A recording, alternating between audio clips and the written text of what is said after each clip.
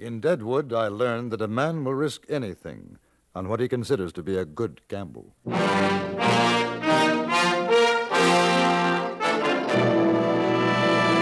Frontier Gentlemen.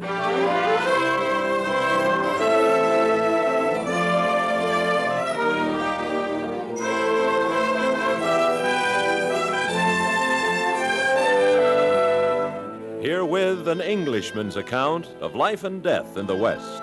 As a reporter for the London Times, he writes his colorful and unusual stories.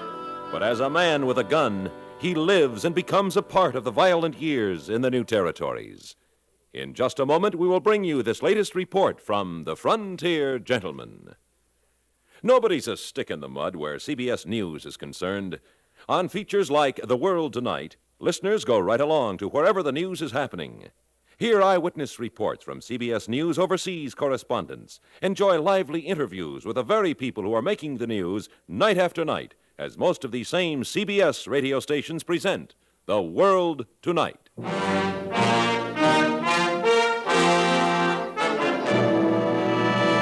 Now, starring John Daner, this is the story of J.B. Kendall, Frontier Gentleman.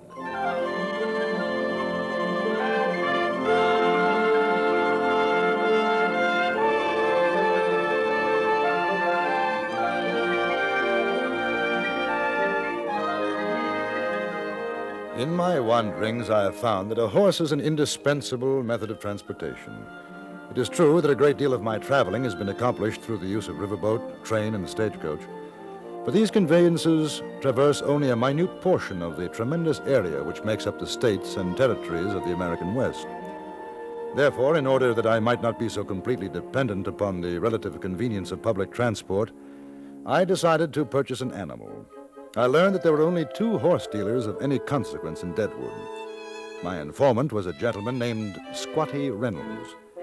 We had recently met over a beer on Dolan's Good Luck Saloon. He put it this way. Now, I reckon you want a real Sunday horse, Kendall, not one of them cut-back, flea-bitten whistlers. Definitely a Sunday horse. Well, like I say, there's 2 horse traders in this here town. One's Fitch Tallman, the other Wohaw Simmons. They's both got plenty of critters they'll sell you.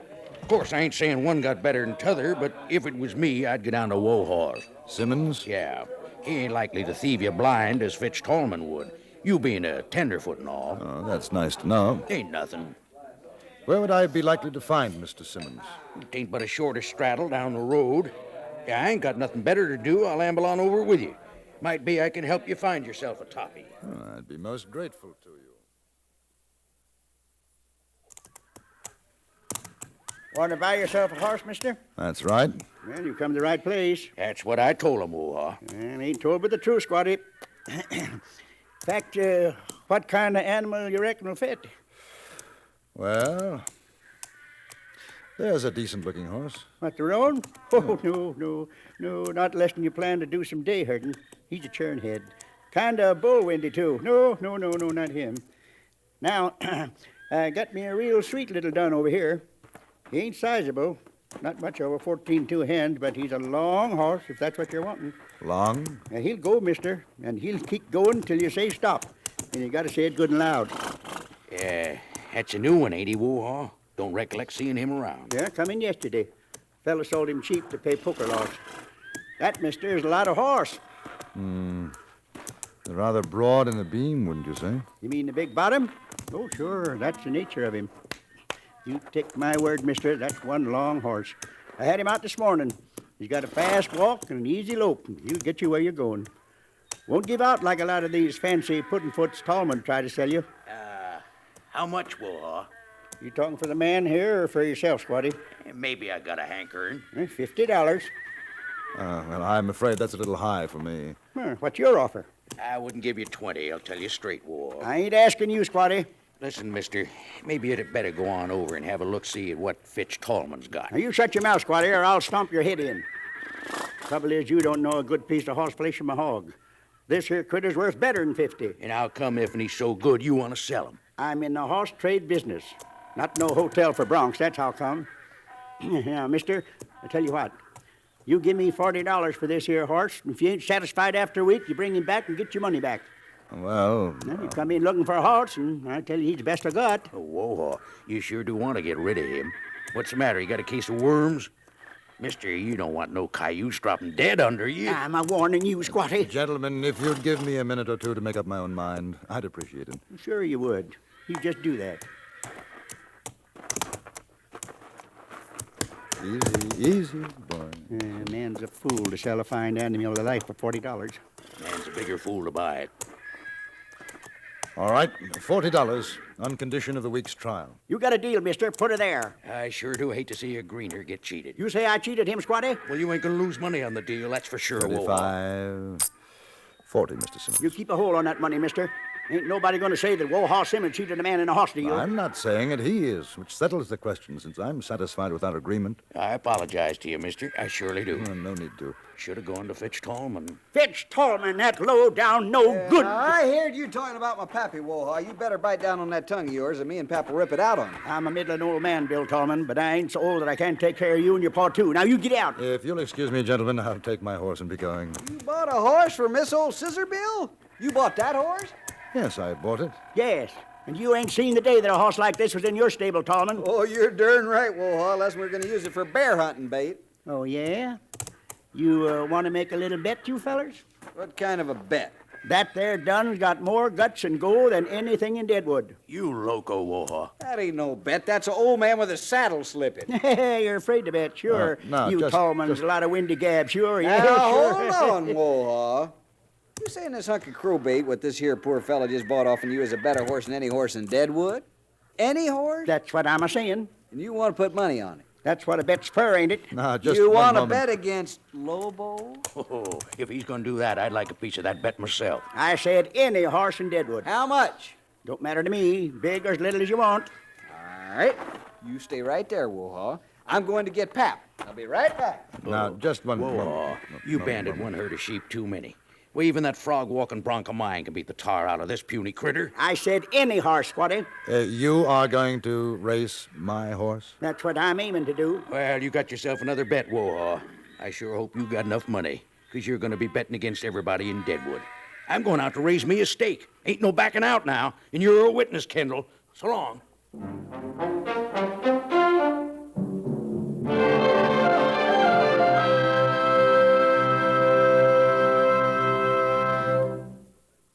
The voice is familiar, but can you remember the name? That's the problem confronting our star-studded panel of experts each Sunday as most of these same stations present Says Who. Says Who is CBS Radio's fast-moving guessing game with Henry Morgan as host. Add the rapid-fire repartee of Morgan and his panel to the excitement of guessing the identity of the mystery voice, and you've got at least 2 barrels of fun rolling tonight and every Sunday night on CBS Radio's Says Who.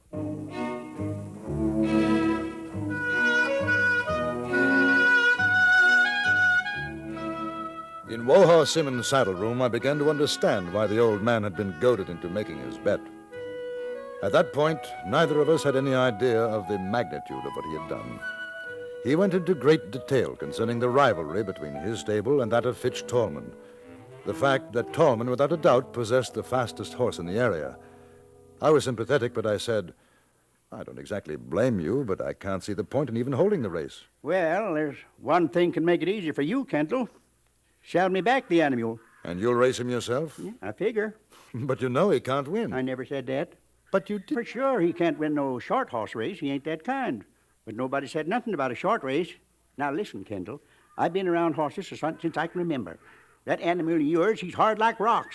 The cowhand that sold him to me, he told me that that horse can go 30 miles in a day and never be winded. There's that kind of racing, too. That's what I got in mind. 30 miles? Near 300. Deadwood to Cheyenne. Go on. That little dun, he won't be fast, but I reckon he can walk the legs off of anything that tries to go against him. You really think he's that good, huh? Well, I open my mouth wide enough, he'd better be. It'll cost me all I got if he ain't. I suppose they won't agree to a race at that distance. Oh, I ain't worried about that.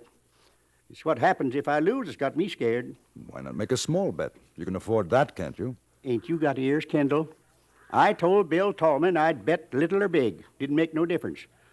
Old man Tallman hears that, he's going to make it big. He's been looking for a way to put me out of business for a long time, and this would do it. How long would it take from here to Cheyenne? Well, a man knows the right road. Shortcuts, 4 or 5 days. And 60-odd miles a day. That's hard riding. Could a horse stand it? Well, if he's ridden right, takes it easy, figure 5 miles an hour, 12 hours a day. Plenty of rest in between, and he can make it. Got to go slow, though. All right, we'll do it. You want to ride him? Why not? He is my horse. Whoa, where are you? We win, Kendall. I'll split winnings with you. A deal? A deal. Ain't no use hiding, you old son of a horse thief. Who you call a horse thief, you sheep-killing dog? Now, ain't no one calls a Tallman that. Let's hang up his hide, Pap. When we get through with him, he won't have no hide left to hang up. He's gonna lose it betting. This time that leaky mouth of yours has got you right where I want you, Wohaw Simmons. How much you betting on this here race? You name it. Your stable again mine, and every critter to go with it. $1,000 to the winner. Now, I want some of them winnings, Fitch. That all right with you if Squatty Reynolds enters his horse? Don't matter to me none. I'll bet 500. 5. 5 for me, too.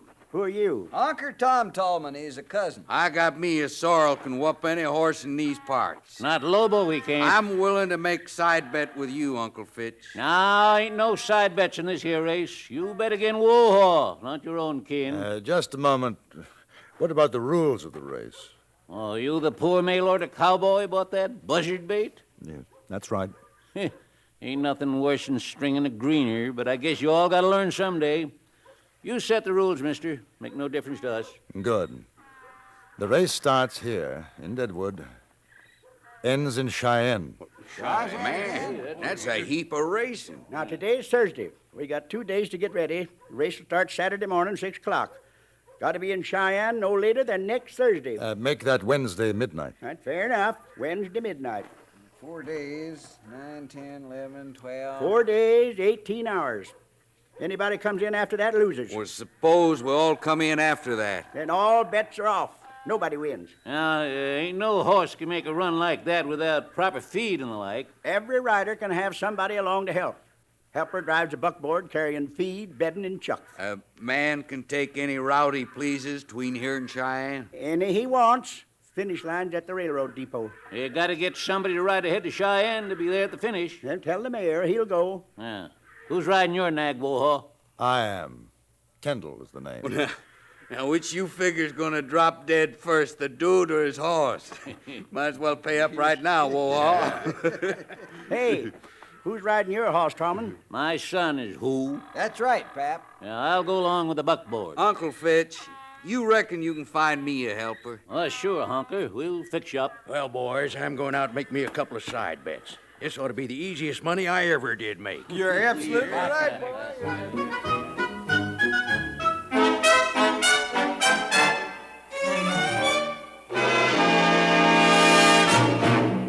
The fastest runner in town can't hope to keep up with the Mitch Miller Show because every Sunday night, when it comes your way on most of these same stations, the Mitch Miller Show covers that part of the entertainment world that stretches from the bright lights of Broadway to the Klieg lights of Hollywood.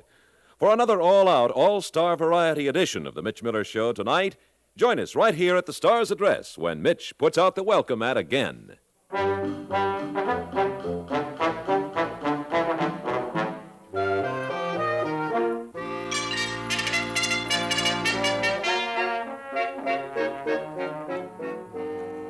By Friday midnight, almost $80,000 had been bet in Deadwood on the outcome of the race. Gamblers were giving short odds on Fitch Tallman's horse Lobo, slightly longer on Squatty Reynolds' Blue Nose, 6-1 on Cousin Tom Tallman's sorrel Jimmy Go, and, well, the odds on my horse were astronomical. An hour before the start of the race, Wohaw Simmons went over our plans. The little dun horse stood quietly by my side. Now, remember, rain or shine, these mules of mine pulling the buckboard, they're going to do a steady 5 miles every hour. Don't you fret if it takes a little while to come up with me. I want time to scout ahead. There's been some rain south a ways, and maybe I can find better trails for you to ride. Good. Now, remember, don't matter what the others do. Keep him at a walk. Oh, once in a while let him lope, but easy. Say, ain't you got a name for the animal? As a matter of fact, no. What did his last owner call him? Dogged if I know. Well, I had a horse once in India. His name was Khyber. How would that do? Well, don't mean much, but it's your horse. Now, I figure you'll race until about noon. That ought to put you still a few miles this side of Wyoming territory. I'll set up camp on the road. Take an hour to rest up, rub down the horse, give him some good feed, and get some grub for yourself.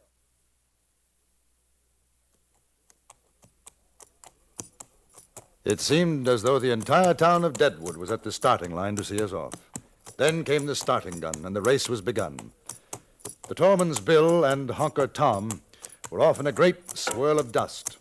Squatty Reynolds took off at an easier pace, but was soon out of my sight. According to our plan, I walked Khyber for the first 3 or 4 miles, then let him go into an easy lope. I stopped a few times, once to adjust the cinch and again to remove a pebble which had lodged in the pony's shoe, luckily causing no damage. A few minutes before noon, I saw Wohaw Simmons with his buckboard drawn up at the side of the road. How's he coming? Oh, fine. You've quite a horse. Yeah, that's what I told you. All right, let's get that saddle off him. All right. Yeah, hold still, boy, now. Hold still, darn you. Any sign of the others? Well, Squatty Reynolds went through about half hour back. Others got a pretty good start, but that don't mean nothing. They ain't going to do better than 60 miles today, not without killing their horses, they ain't. Where do you plan to camp tonight? Well, it kind of depends on how the animal holds up.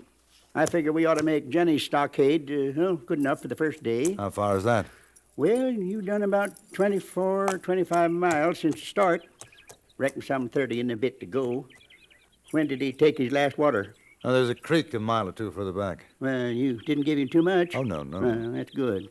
All right, I'll get his oats off on the board. You better get the blanket over him. Don't want him catching cold.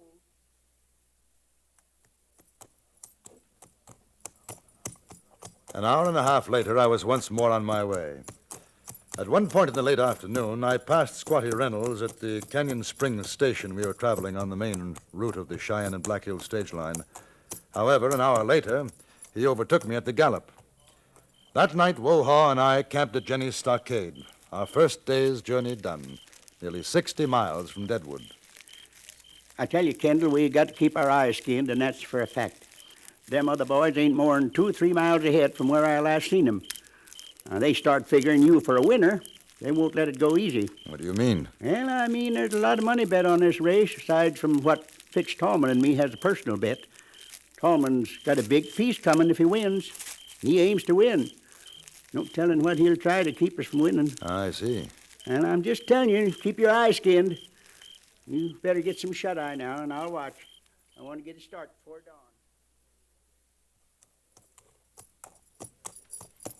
Sunday, Monday, Tuesday night. Although I had maintained Khyber's steady, slow pace, there was no more than 5 miles separating the 4 of us. We had ridden over 200 miles now, and to this point my horse had shown little effect. On the other hand, I had once again passed Squatty Reynolds on his big roan Blue Nose. He seemed to be limping quite badly. I had not yet caught up with Wohaw's buckboard and the evening camp which we had planned for Chugwater. I stopped to cross a stream when from the gathering shadows I saw 2 horsemen approach. I made out the sorrel Jimmy Go and Billy Tolman's jet-black Lobo. How's it going, Kendall? Very well, thank you. And with you? All right. Uncle Tom and me, we figured you was close behind. We waited for you. Yeah, we surely did. We wanted to have talk with you before you made camp with old Wohaw. Oh, ride along with me. We can camp together. Well, what we got to say ain't for Wohaw's ears, see? No. Well, you don't need to bother about the old man. My pap, he'll make it worthwhile if you take it real easy and don't try no more to win this here race. Of course, you ain't going to know how, 'cause that Lobo of Bill's, he's got enough left to run that critter of yours clean under the ground. So there's no sense you trying, is it? We figured it'd be worth $500 if you quit about now. Very generous of you, gentlemen, but I must decline your offer. I stand to earn quite a bit more by winning. But you ain't got a chance. Yeah, well, we'll just have to try. That's all. You wouldn't want no accident to happen to that runty nag of yours, would you? I most certainly wouldn't. Well, I sure hope it doesn't. Come on, Honker. Sure hope that horse don't break its leg or nothing.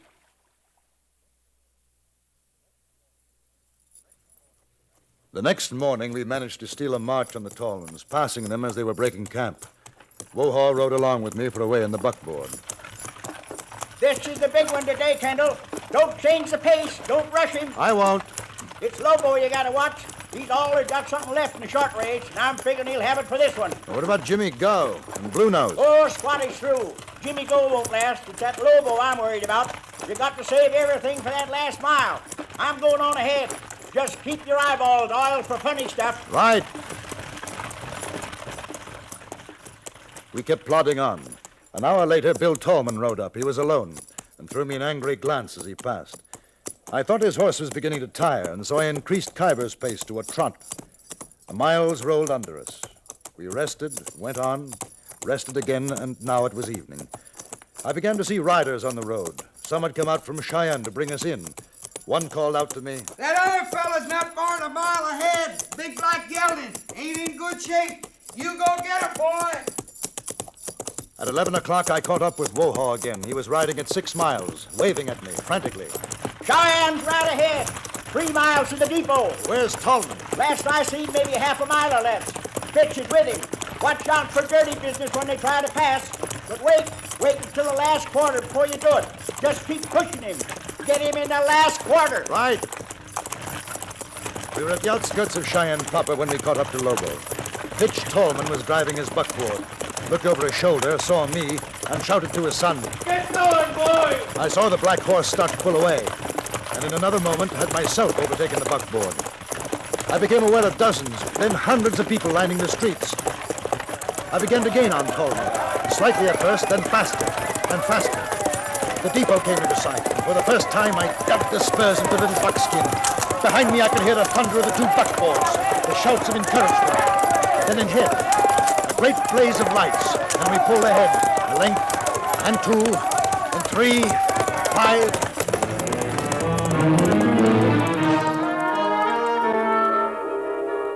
I heard that almost $100,000 changed hands after that race.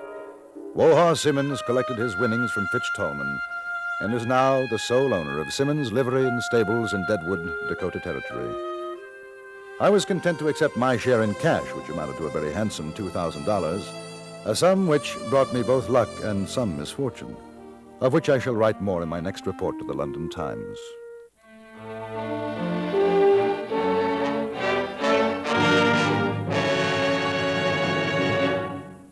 Frontier Gentleman was written, produced, and directed by Anthony Ellis and stars John Daner as J.B. Kendall.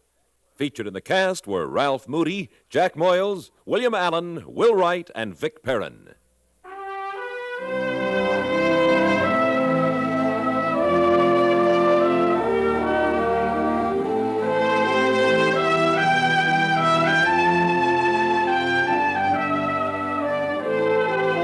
Join us again next week for another report from the Frontier Gentleman. Bud Sewell speaking.